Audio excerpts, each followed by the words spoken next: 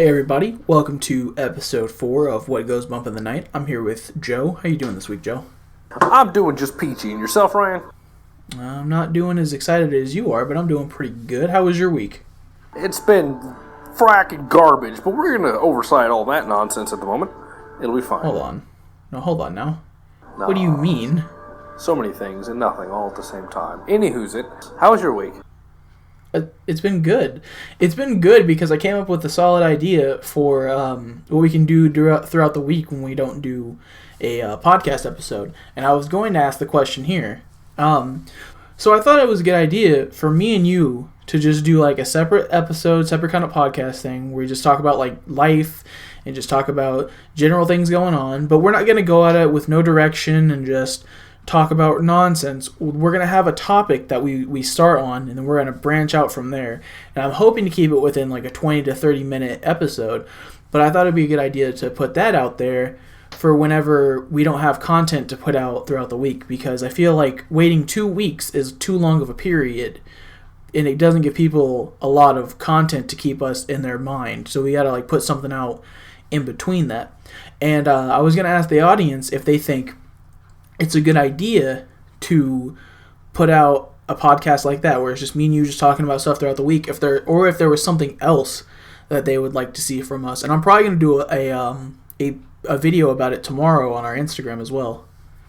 Yeah, that'd be cool. We could like have people leave a comment or something in the comment section, obviously, and be like, hey, you know what, we'd be down for like hearing this or that or something like that. That'd be cool. Right. I think it'd be really interesting to like put that in the, like have someone come in and be like, well, I wanted to ask you guys this question. It's like, okay, we'll put it in the comment section. Boom. Yeah, I'd be with it. Yeah. Also, my other thing I was going to ask is if you think that maybe people would like to see a video version of the podcast, and not like how we put up the video with the pictures and stuff like that. I mean, like our faces.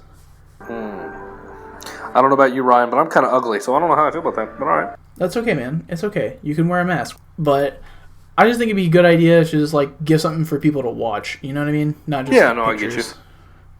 But we've gone on for a little bit longer than I was hoping for. We're in like the 2-minute range. So I'm going to go ahead and jump into what today's episode is about. So today's episode is about elves. So, Holdú folk, or hidden people, are elves in the Icelandic and Faroese folklore. They are a supernatural being that live in nature. They look and behave similarly to humans, but live in a parallel world. They can make themselves invisible at will. In Faroese folktales, hidden people are said to be large in build, their clothes are all gray, and their hair is black. Their dwellings are in mounds, and they are also called elves. Some Icelandic folktales caution against throwing stones, as it may hit the hidden people. The term Holdú folk was taken as a synonym of Alfar, which means elves, in the 19th century Icelandic folklore. John Arneson found that the terms are synonymous, except Alfar is a pejorative term. Conrad von Mauer contends that Holdú folk originates as a euphemism to avoid calling the Alfar by their real names. There is, however, some evidence that the two terms have come to be taken as referring to two distinct sets of supernatural beings in contemporary Iceland. Katrin Sontag found that some people do not differentiate elves from hidden people, while others do. A 2006 survey found that 54% of respondents did not distinguish between elves and hidden people, 20% did, and 26% said they were not sure. I'm sorry, but there was a survey. Yes. To see if people acknowledge these two mystical beings as different. Yes. In 2006. You'd be correct. All right, Iceland. You do you. Listen, and later on in the little stuff we're doing here, later on, you're gonna find out that they've been doing surveys like that for a while, and That's wild. Yeah, and a large bulk of the population still believes in elves. I'm not gonna lie, that's cool, but what? Right? It's kind of crazy, but it's like it's cool. I think it's cool. It is cool, but it's just like, all right, man. Iceland's still living back in the good old times. Hey, man. I mean, whatever makes them happy. You know what? It's true, man. I'd live in Iceland, freaking hang out with freaking invisible people. You want to jump into the origins, or you want me to jump into the origins? You keep her going for a bit. All right. Terry Gunnell writes, different beliefs could have lived side by side in multicultural settlements of Iceland before they gradually blended into the latter-day Icelandic Alfar and Holdufolk. He also writes, Holdufolk and Alfar undoubtedly arose from the same need. The Norse settlers had the Alfar, the Irish slaves had the hill fairies, or the good people. Over time, they became two different beings, but really, they are two different sets of folklore that mean the same thing. Precursors to elves/hidden people can be found in the writings of Snorri Sturluson and in Skallandic verse. Elves were also mentioned in Poetic Edda and appear to be connected to fertility. The Christianization of Iceland in the 11th century brought with it new religious concepts. According to one Christian folktale, the origins of the hidden people can be traced to Adam and Eve. Eve hid her dirty, unwashed children from God and lied about their existence. God then declared, what man hides from God, God will hide from man. Other Christian folktales claim that hidden people originate from Lilith or are fallen angels condemned to live between heaven and hell. In succession of Christianization, official opposition to dancing may have begun in Iceland as early as the 12th century. And the association of dancing with elves can be seen as early as the 15th century.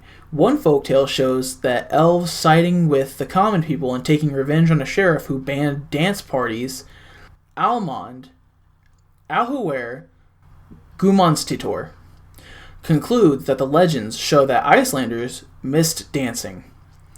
In the 13th and 14th centuries, books from mainland Europe reached Iceland and may have influenced folktales about elves. Einar Olfur Svensson writes, round about 16,000 sources for hidden folklore become so voluminous that we can readily define the beliefs and legends about them, and after that there is one source after another about them right down into the 20th century. According to Arne Bornson, belief in hidden people grew during the 17th and 18th century when Iceland was facing tough times. I like how they freaking put in the,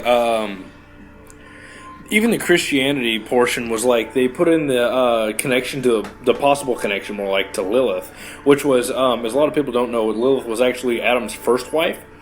But she decided to leave the, some people say that she was banished for whatever reason, but from everything that I learned growing up from the religion that I follow, it was, she decided to leave of her own free will due to the fact that she wasn't a fan of the constrictions that she had, because she was, a very free-willed individual. So basically, she was made with Adam, and she was not a fan of, like, following Adam blindly. So she was like, no, I'm not with that, and decided to leave. So, because of that, they like basically slopped her in the same base as Lucifer, as a fallen angel type deal.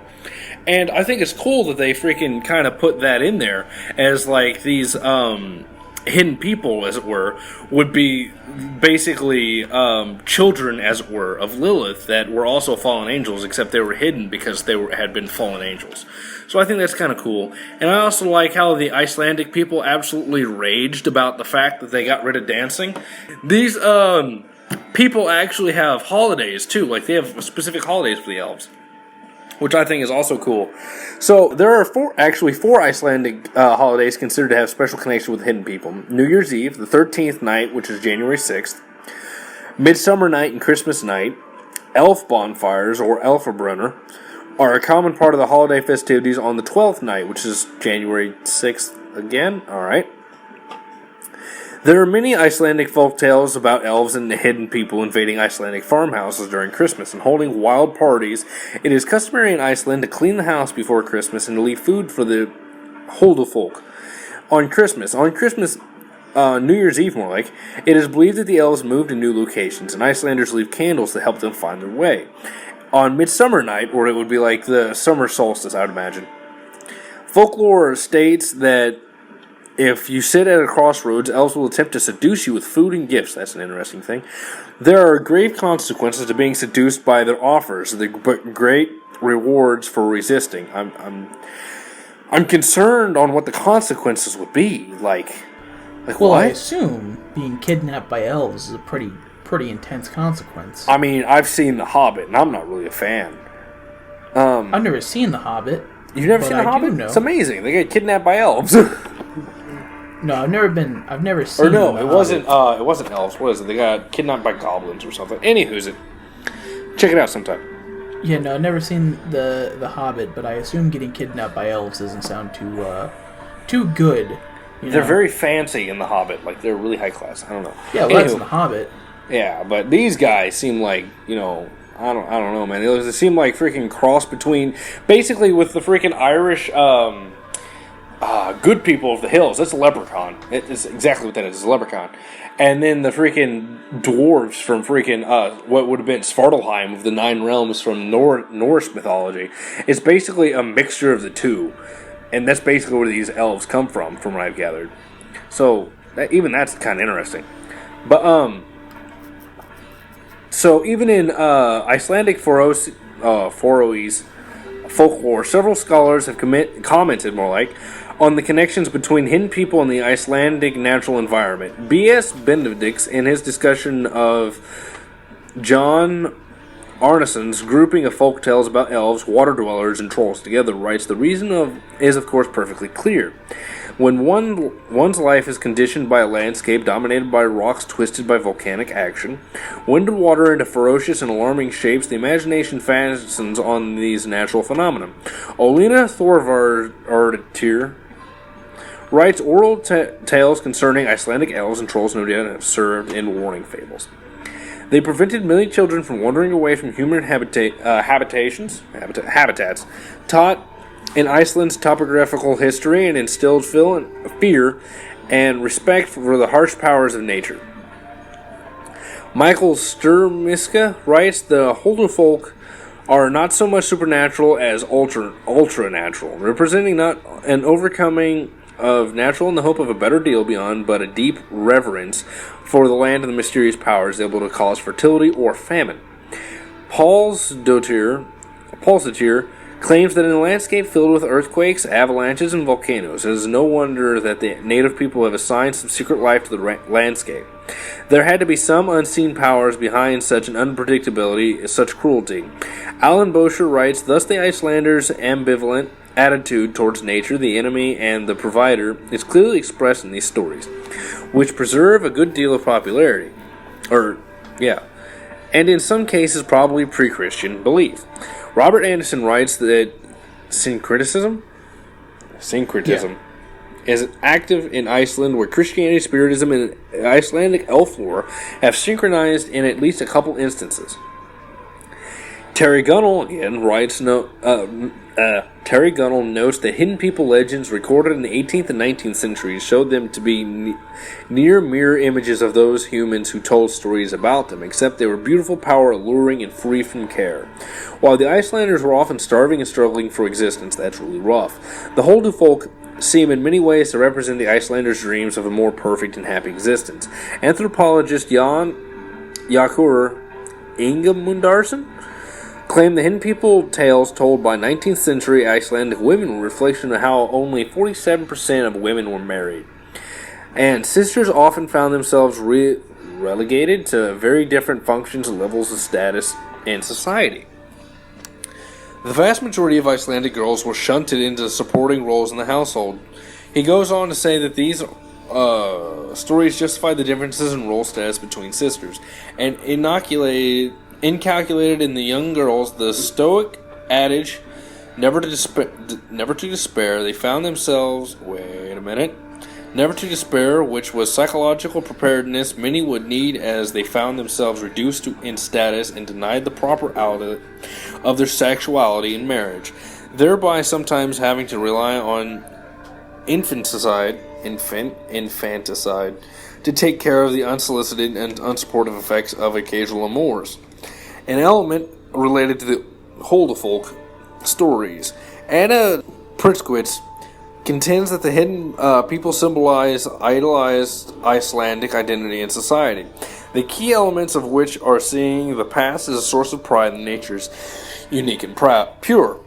Hidden people often appear in the dreams of Icelanders. They are usually described as wearing 19th century Icelandic clothing and are often described as wearing green, leprechauns. In one version of modern Faroese folklore, the hidden people vanished in the 1950s when electricity was brought to the island. Hold the phone. Iceland didn't have electricity until the 50s? That's wild. So, what's really crazy is that a survey of Icelanders born between 1870 and 1920 found that people did not generally believe in hidden people, and that when they had learned about supernatural beings in their youth, those lessons were mostly been made up for amusement. About 10% seemed to actually believe in hidden people. A survey from 1974 showed that among those born between 1904 and 1944, 7% were certain of the existence of hidden people. Several modern surveys have been made showing a surprising number of believers.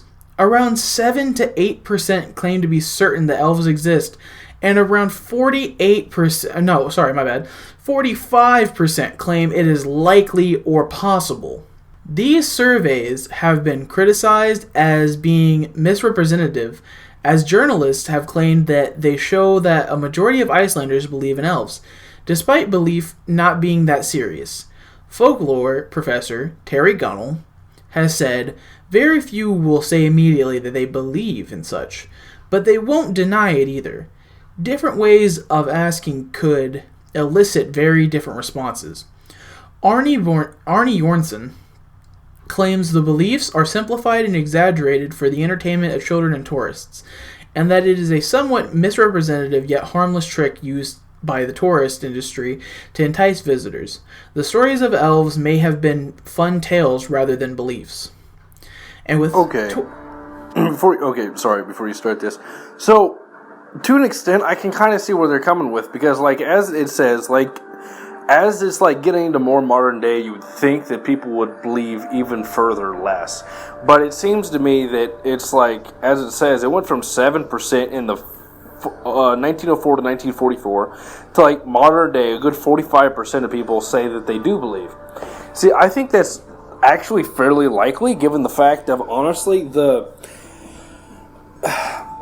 uprising of the re-uprising, more like, of the belief in paganism. Because this is definitely a paganistic belief. Like, the Druids from Ireland and then the Nordic pagans from, like, Scandinavia came over, as I said earlier, and made these things to kind of be a thing. And even here in America, we got a lot of people that are, like, re-upping in paganism. I'm a pagan myself. I got a friend that's claiming to be, like, she's studying witchcraft. And she even started a whole coven with 2 of her friends here recently. And so there's nothing saying that such a thing isn't, like, around the world. There's some countries, like, Lithuania, that actually, from what I've gathered, is a large amount of the country is actually still heavily in paganistic belief. So the uprising of, like, that old style of belief and stuff like that could encourage the belief and, the belief of elves still existing.